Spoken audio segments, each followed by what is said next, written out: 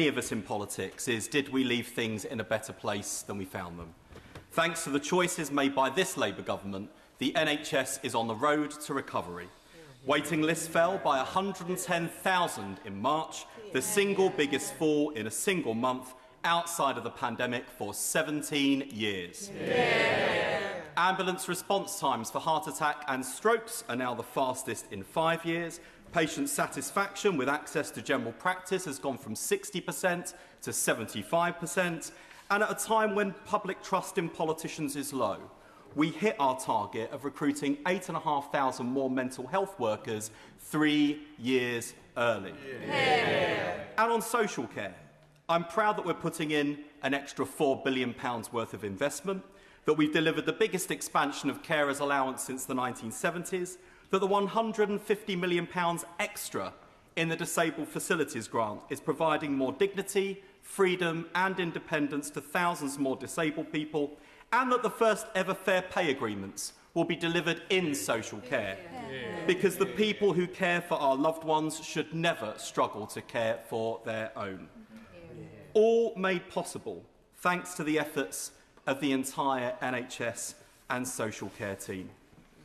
In the 4.5 years I've led for Labour on health and social care, I've met the best of them, the ones who ran towards danger in Southport and fought to save those children, the ones who scrubbed up and went to work during the pandemic while the rest of us retreated to safety, the ones who bring new life into the world, and the ones who hold our hands at the end.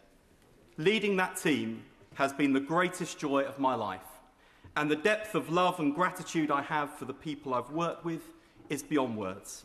The brilliant team of ministers and officials at the Department of Health and Social Care, particularly my private office, and NHS England, and the best team of special advisors in government, and the leaders and frontline staff across this remarkable system. I am rooting for all of them and for my successor, who has my wholehearted support as he takes on the best job in government. I won't pretend that leaving government hasn't been an emotional wrench. The scars I bear on my abdomen from my cancer treatment are a daily reminder to me of a time in my life, not so long ago, when I wasn't thinking about politics, only survival, and the NHS was there for me when I needed it.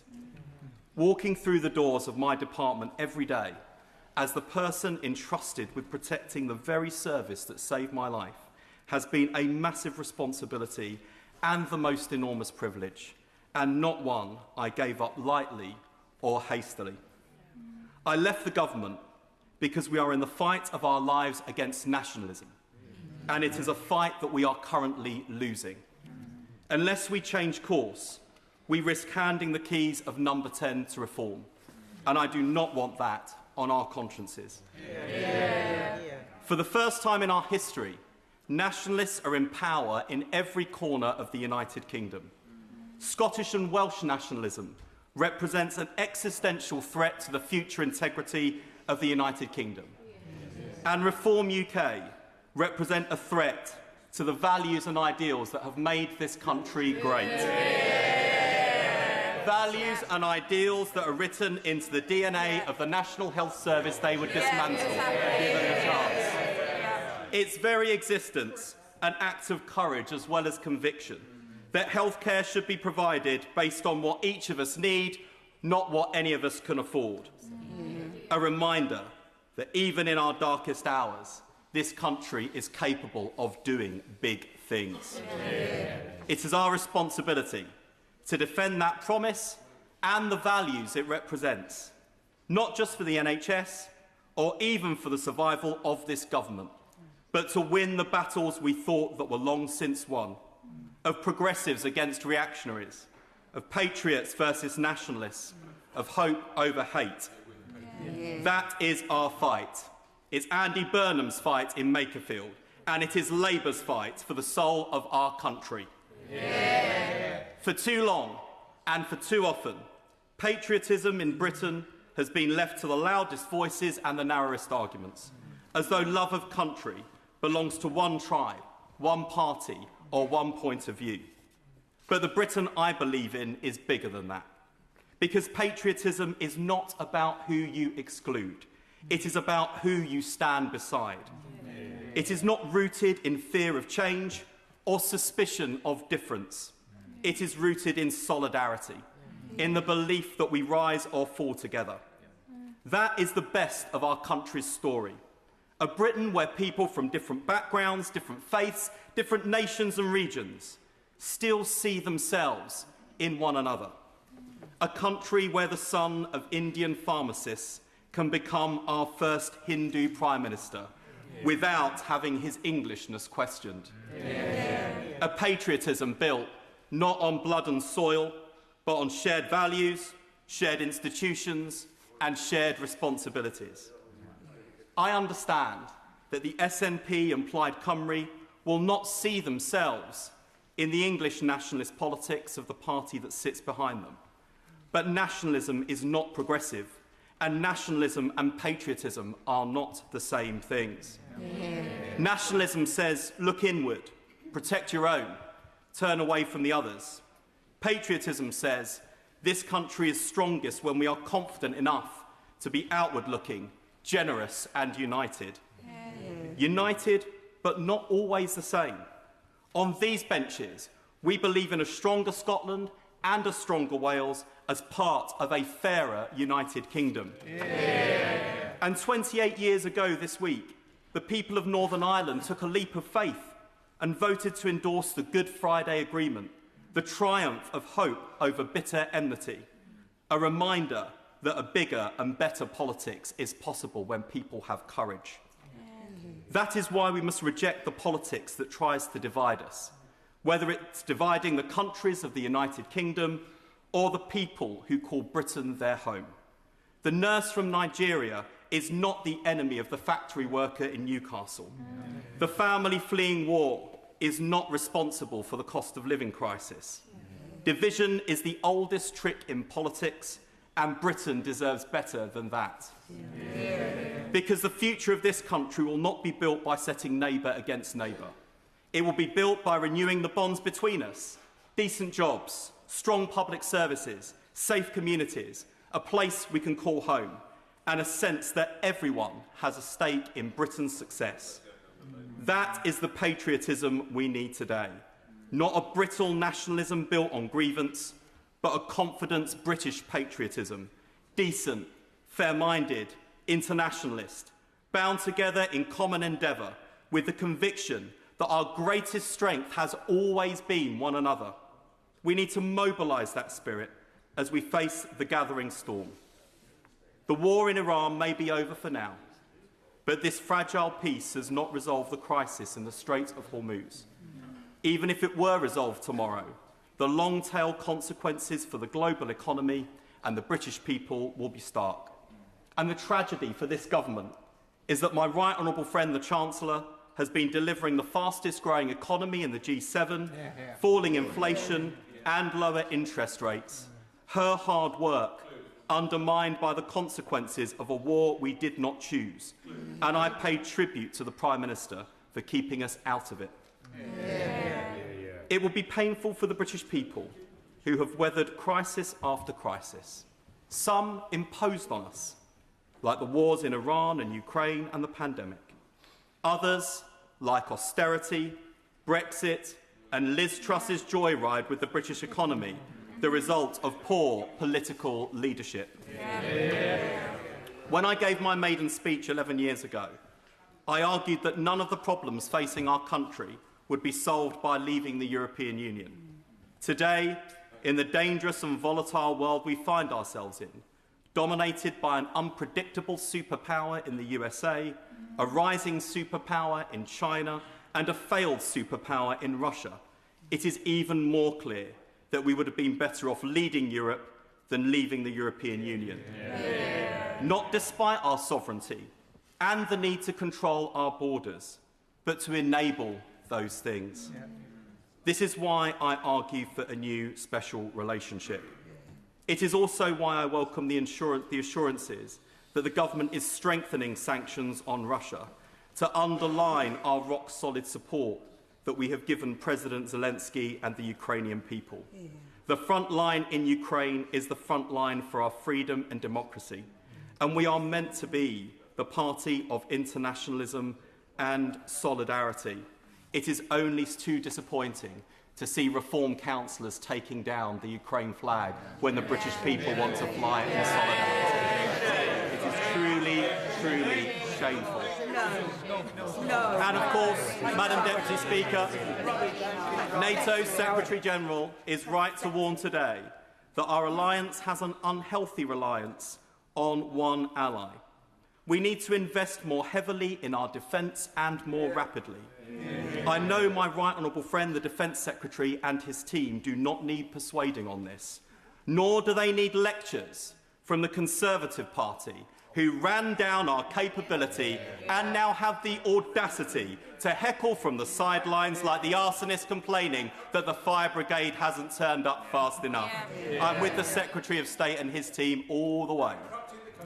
But we also, he says, the Shadow Secretary of State says bankrupting the country. I think he's thinking about Liz Truss and the joyride that no doubt he was cheering on. I think a period of silence, or at least an apology, might be welcome from the Conservative front bench.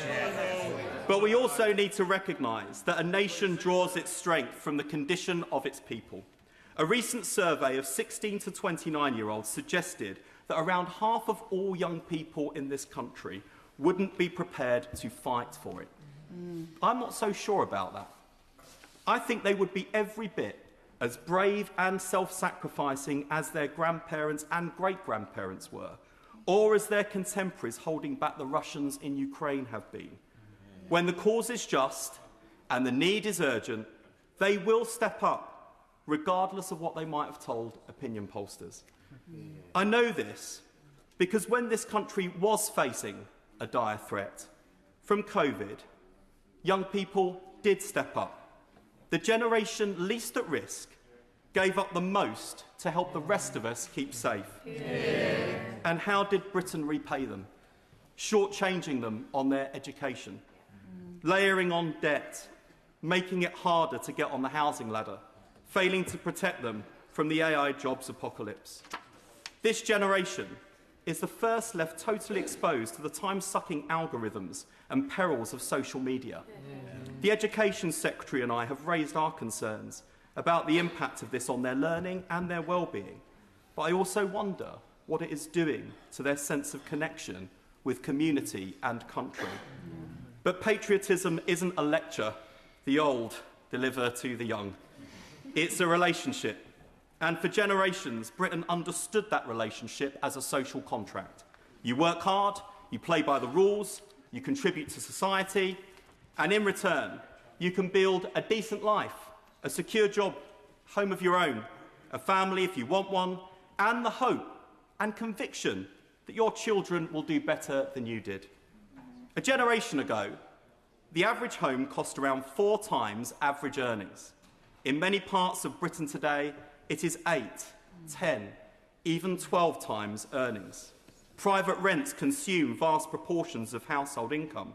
Millions of young people who work hard and do the right thing cannot see a path to home ownership or security. Today, nearly 1 million young people are not in education, employment or training. Many are trapped in insecure work, unable to move out, delaying starting their families, postponing adulthood itself. And layered on top of this economic insecurity is a new technological anxiety.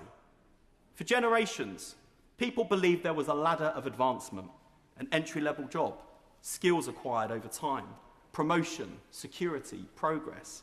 Now many young people fear that artificial intelligence may remove the lower rungs of that ladder altogether. They ask, what skills will still matter? Will there still be routes into stable, middle-class lives for kids from working-class families like mine? Will deindustrialisation be replaced with reindustrialisation and the jobs of the future? Will opportunities extend to our towns, rural and coastal communities, or will inequality become entrenched? These are not irrational fears. They are rooted in real economic change. And unless mainstream democratic politics can answer these questions, others will exploit that vacuum. They already are. Defence is about hard power and capabilities, but it is underpinned by the soft power that binds a country together: pride, belonging, shared activities and institutions, hope. We need to rebuild them for modern times. This is the calling of the Labour Party, brought into existence to champion the interests of the working man and woman, the many, not just the privileged few.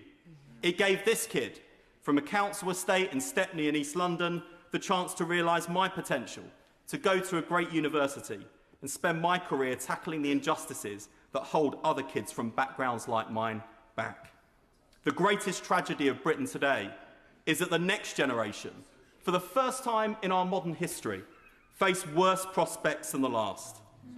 So the question isn't whether young people would fight for their country, but when their country is going to fight for them. This is our generational challenge. To not only deal with the immediate issues of affordability, small boats and NHS waiting lists, but also to face up to a turbulent world being remade by climate change and the biggest and fastest industrial revolution in the history of the world. To make sure that no one is left behind and no one is held back. That's our job now, as the old economy of the 20th century finally gives way to the AI revolution of the 21st. And to tackle the crisis facing the next generation as an emergency with the urgency that the moment requires. Never waste a minute. That's been my mantra in government, and it's why I don't believe our party has time to waste in government treading water. Because the thing about emergencies is that they make the impossible possible. Look back at the crises we've confronted. We couldn't vaccinate against the deadly virus until we could. We couldn't nationalise the banking system until we could. We couldn't reorient our entire manufacturing base towards building aircraft until we could. We couldn't build hundreds of thousands of homes fit for heroes until we could. In times of greatest peril, our country has been capable of doing big things. We still can. Britain used to punch above its weight in the world. We still can. Each generation used to provide a better future for the next. We still can. Another member of the Cancer Club, the late great bow babe, Dame Deborah James, famously said, "Take risks, love deeply, have no regrets, and always, always have rebellious hope." It is with that in mind, and with the belief that we can and must do better, with deep love for my party and my country, with no regrets, and with rebellious hope, that I have left the government. The Labour Party was elected to deliver real change. We still can. Yeah.